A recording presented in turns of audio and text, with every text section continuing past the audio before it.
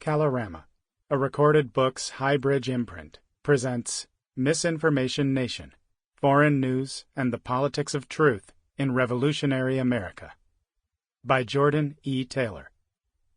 Read by Christopher P. Brown. So convenient a thing is it to be a reasonable creature, since it enables one to find or make a reason for everything one has a mind to do. Benjamin Franklin, The Autobiography of Benjamin Franklin. Introduction. Anything but the Age of Reason. The crowds roared, but the distance muted them. The banners unfurled, but the horizon swallowed them. In the late 18th century, revolutions bloomed across the Atlantic world in beaming colors and booming noises. The global sagas of the French, Haitian, and American revolutions, as well as lesser-known revolutionary events in places such as Poland, Ireland, and Peru, captivated millions of North Americans. They cared deeply about these revolutions abroad, celebrating the heroes, cursing the villains, and praying for the victims.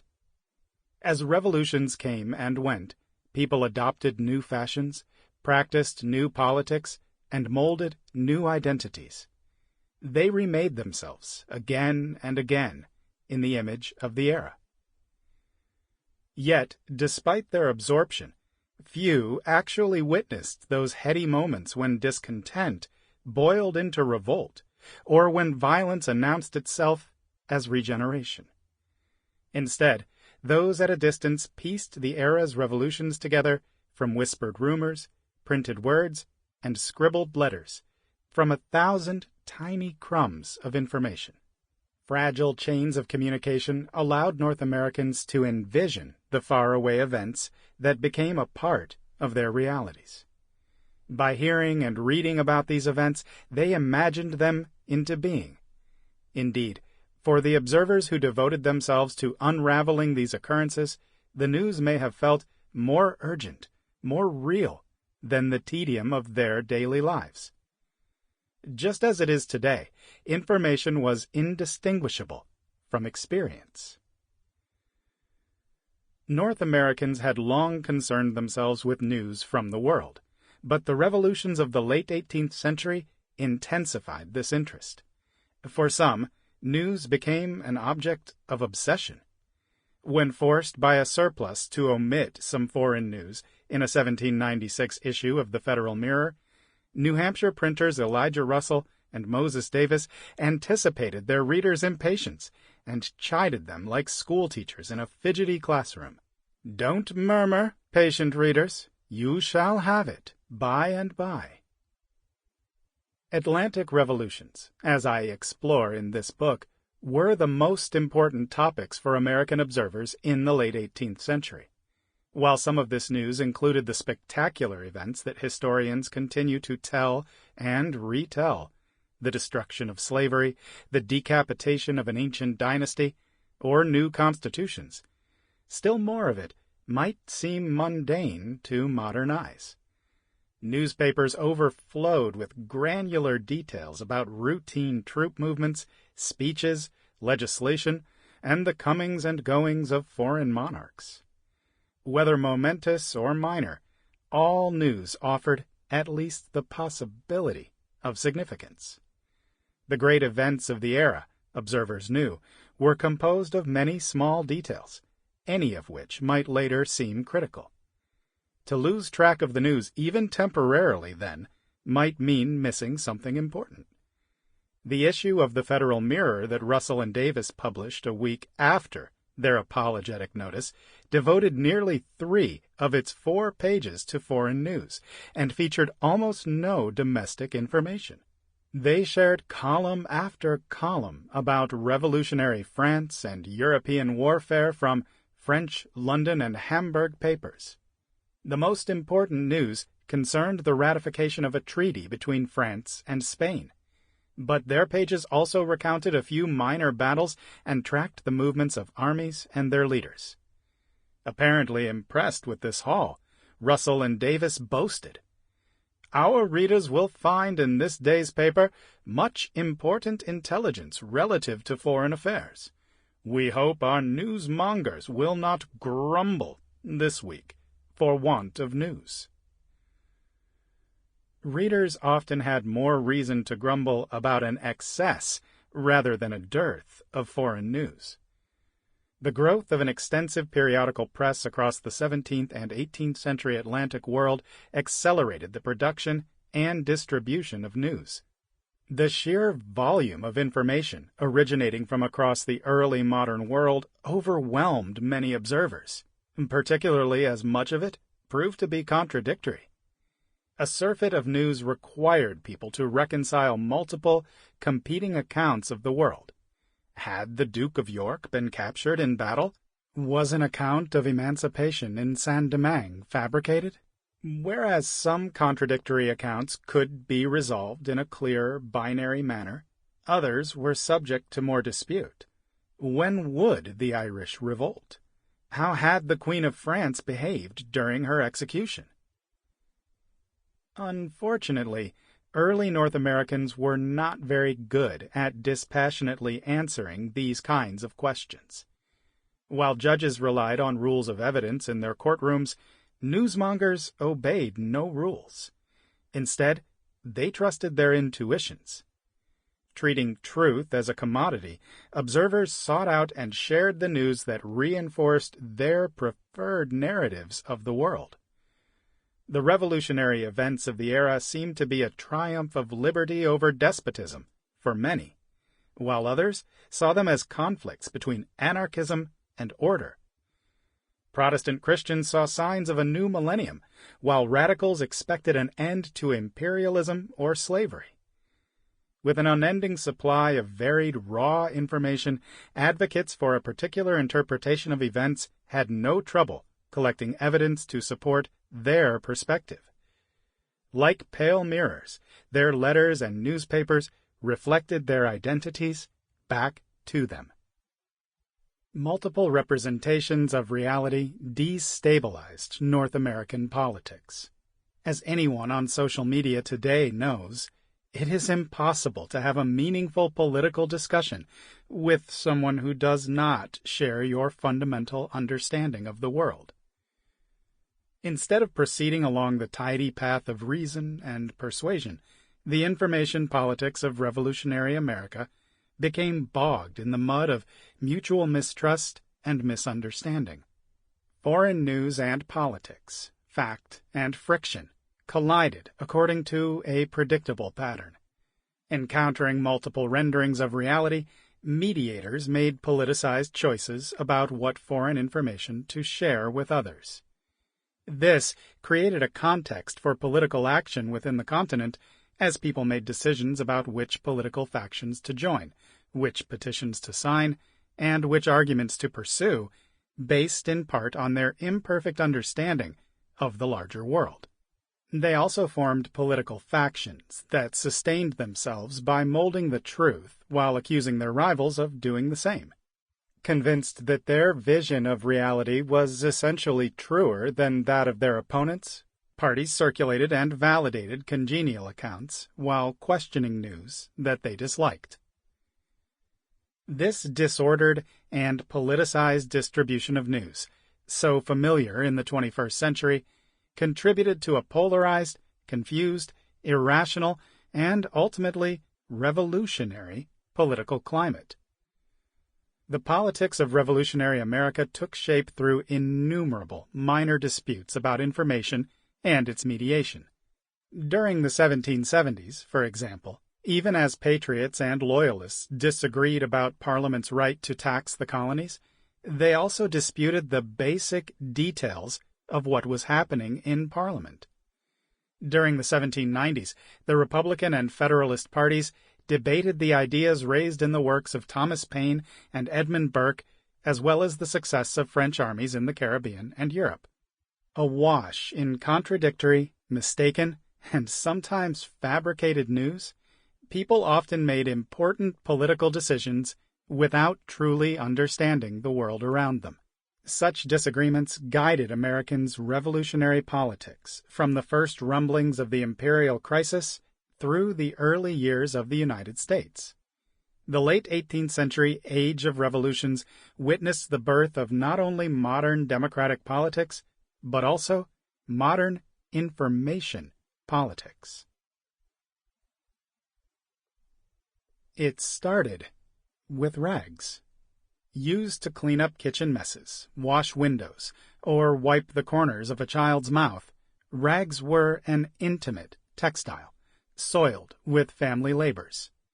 Once an old rag reached the end of its usefulness, households sold it to paper mills, where it was boiled, pulped, and recast into the paper that printing offices made into newspapers.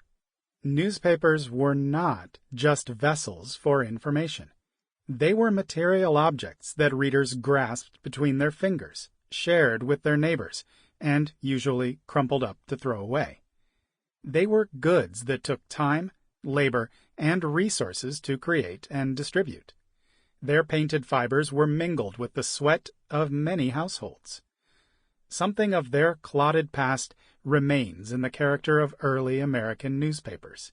They feel heavy and granular, almost coarse, compared to today's newsprint. Indeed, because they were printed on such durable stock, the newspapers of the 18th century that were not immediately discarded will probably outlast many more recent newspapers. Modern readers might be confused by the chaotic maze of columns and headings in 18th century American newspapers.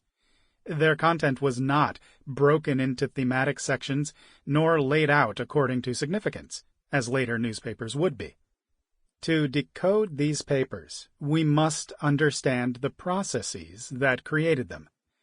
Early newspapers were made up of a series of components that printers and compositors assembled into a whole, like a puzzle. The first and most essential unit was the type, each piece smaller than a newborn's fingernail.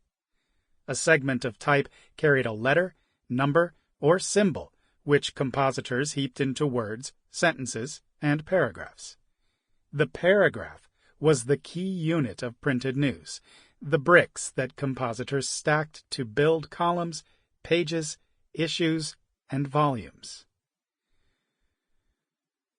A typical issue of an early American newspaper devoted far more of its paragraphs to news reprinted from distant lands than to any other kind of content. Indeed, many offered little more than a reproduction of news composed in London. Printer Benjamin Franklin explained this preference for the foreign in a 1739 poem about his Pennsylvania Gazette. If home occurrences that are well known, and which concern but few, are let alone, the printer, sure, deserves no blame for this, while in the foreign news he's not remiss. And what important ever happens here, he carefully collects and renders clear. While most modern newspapers focus largely on local reporting, in 18th century America, there was no point in publishing local news, because it could spread easily through word of mouth before a printer could even think about setting it into type. Early newspapers could go months without publishing any meaningful information about their own city or region. In March 1795, a scarcity of news, probably caused by shipping slowdowns during winter weather, led one satirist to joke that the printers should hire someone to investigate the personal lives of politicians or visit prisons and write about their inmates. A few decades later, this sort of reporting was everywhere, but in the small, intimate 18th century communities of North America, the idea of printing such content seemed laughable. Early newspapers had no reporters.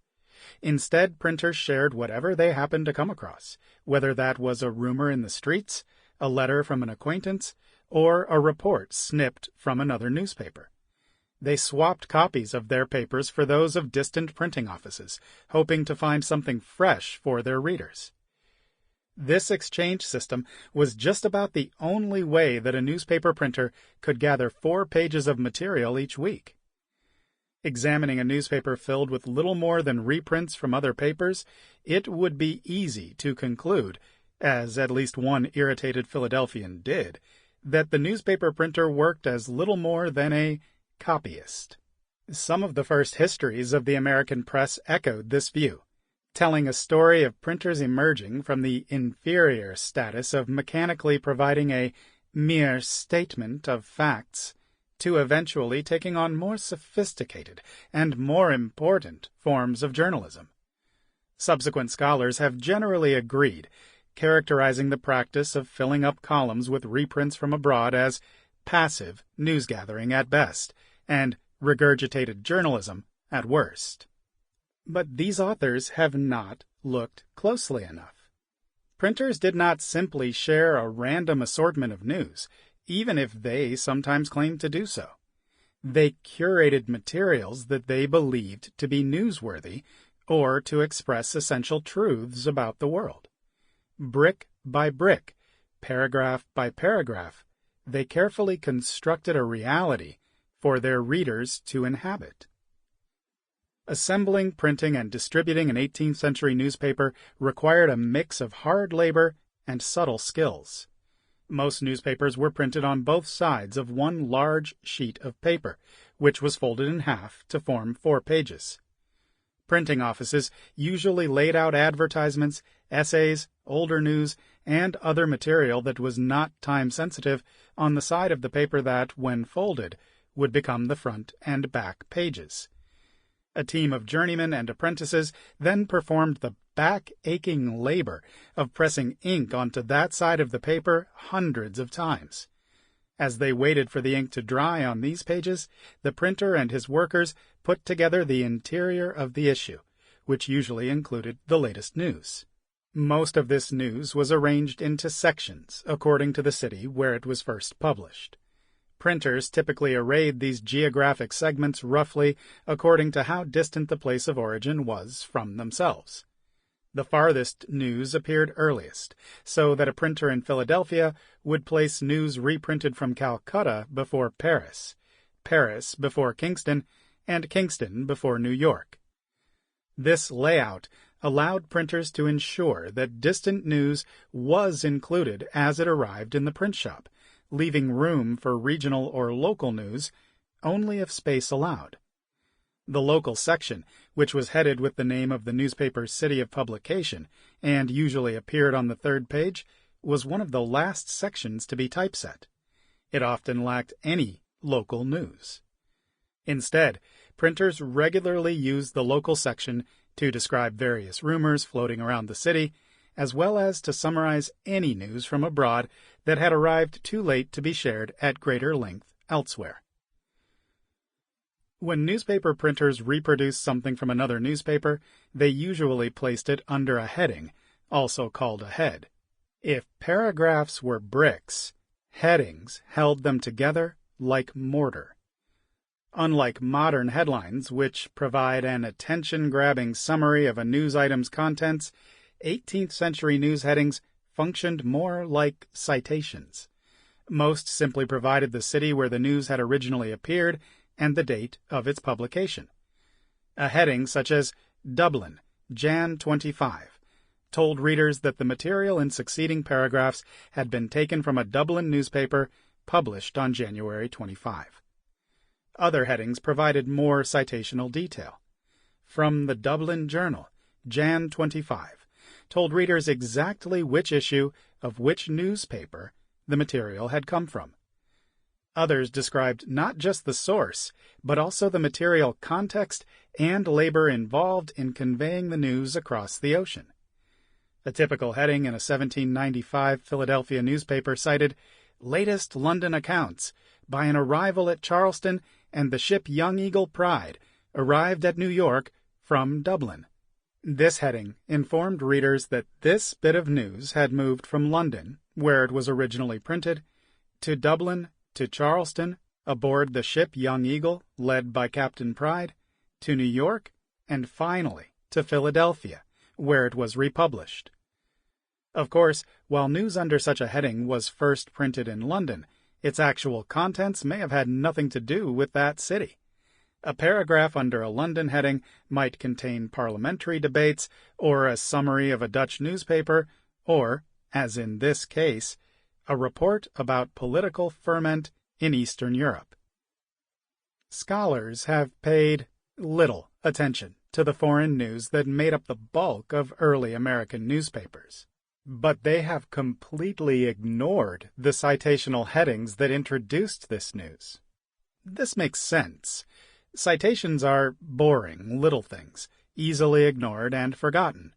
Many readers who've obtained the print copy of this book will likely skip its endnotes, because citations are usually understood to be subordinate to a larger narrative. Yet, when read carefully, citations can tell us how that narrative came into being. Indeed, newspaper headings tell an important story of their own. Through their ubiquity, they show that Americans cared about knowing the places, people, and media through which they derived their news. Moreover, the format and character of these citations transformed during the 18th century in ways that help us to understand North Americans' changing cultures of information. By citing the London or Lying Gazette or the Courrier du Bas-Rhin, a paper to which considerable authority has always been attached, mediators expressed their evolving views of how information ought to flow. Citational headings tell us even more when examined in the aggregate. While historical sources are often most notable for their scarcity or brevity, the sheer abundance of newspaper headings made them difficult for previous historians to analyze. Digging through traditional archives to collect enough headings for a clear picture of information flows in the 18th century would have once been the work of a lifetime. The digitization of massive newspaper collections, though, has provided access to hundreds of thousands of headings at once. I have accumulated and analyzed tens of thousands of headings that cited a specific newspaper source in order to understand changing patterns of information flows. Though rather dull on the surface, these newspaper headings disclose a dynamic world in which war, politics, diplomacy, commerce, and mediators' preferences shaped how information moved into and within North America. They tell us, in their way, the story of how revolutionary Americans came to know the world around them. Uncovering this story requires looking beyond the traditional terrain of revolutionary America. In the final year of the 18th century, printer David Carlisle of the Walpole, New Hampshire Farmers' Weekly Museum affixed a short poem above his summaries of the week's news. It promised, "We travel and expatiate, as the bee. From flower to flower, so we from land to land. From these travels they suck intelligence in every clime, and spread the honey of our deep research. At our return, a rich repast for you." Carlyle understood his job as gathering and digesting news from around the world. Focusing solely on the history of news within revolutionary America, then, would be like telling a story of pollinators without pollen. It would ignore the ways that complex international and continental exchanges shaped national politics. Thus, while I primarily explore the history of the settler population of British North America and the United States, this is neither a fully national nor an entirely transnational story. Instead, I engage with early America as one set of nodes in a vast global web of information exchange. Information networks took shape through pressures exerted by the environment, Atlantic trade, and the needs of localities, nations, and empires. Comparing the United States with its neighboring colonial territories of Canada and Louisiana, as I do in the book's second half, illuminates how national and imperial boundaries restricted certain kinds of information exchanges, as well as the ways that political actors evaded those limitations. The slow, fitful globalization of the early modern world ensured that all knowledge about events abroad was tenuous and uncertain. It was never inevitable that American observers would experience global news as they did. Rather, their image of the world, an image through which they defined themselves, came into form with the tides and currents of Atlantic history. Many people are familiar with the truism, knowledge is power. But we too seldom recognize the inverse point. Power can create knowledge. Something false may be acknowledged as true because the most powerful members of a society can convince or compel others to accept it. Dominant groups seek to define one account of reality, while aspirants project an alternative vision. For that reason, in popular systems of government, politics and truth are always entangled. So it was during the American Revolution. The era's newspapers, pamphlets, and letters reveal a dramatic but largely unknown story about how contests for truth became central to American politics. During the 17th century, information about events abroad spread mostly through letters and conversations.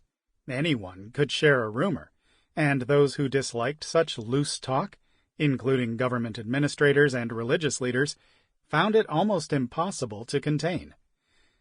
Over time, new information systems, including newspapers, allowed British colonial administrators to exercise some control over the flow of news. As I show in Chapter 1, a mediation revolution during the 18th century enabled a small number of elite men to seize greater power in interpreting and defining truth. If someone wanted to share news that put the British Empire, monarchy, or government in a negative light, for example, colonial officials could declare it false and thereby limit the spread of the printed materials conveying that information. Subject to the will of colonial administrators, newspaper printers generally abided by these restrictions. They even perpetuated the useful mythology that they were not actual mediators of news, but rather mere mechanics, passing along the news as it came to them. In the 1760s, many British colonists began to question colonial officials' trustworthiness as information mediators. In Chapter 2, I explore how protesting settlers critiqued what they called the misrepresentations of colonial leaders, who apparently exaggerated news from the colonies for their own purposes. Rather than accepting administrators' authority as brokers of news, colonists sought to define the truth about the world for themselves and to hold their leaders accountable for any departures from that truth. During the 1760s and 1770s, the angry settlers, calling themselves Patriots, began to shift the responsibility for determining the truthfulness of foreign news from colonial officials to a larger political community. Patriot newspaper printers took up prominent roles in this process, as I argue in Chapter 3. They began to think of themselves not as conduits through which information passed, but rather as purposeful curators of truthfulness in a sea of contradiction and falsehood. Their methods for determining what was true, which involved scrutinizing news produced by the British ministry while largely accepting the testimony of opposition sources, turned out to be ineffective. By embracing several crucial misperceptions, they helped to catalyze the American Revolution. Post-revolutionary Americans decided to take charge of how foreign information would flow through the new U.S. Republic. After complaining for years about British news sources during the Imperial Crisis and Revolutionary War, as I show in Chapter 4, powerful U.S. mediators sought out alternative news flows from Europe.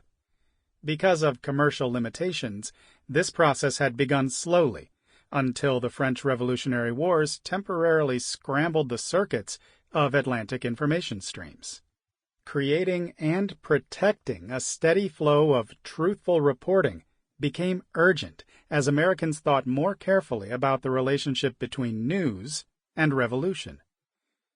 In Chapter 5, I examine how American observers during the 1780s and 1790s articulated what I call the Sample complete. Ready to continue?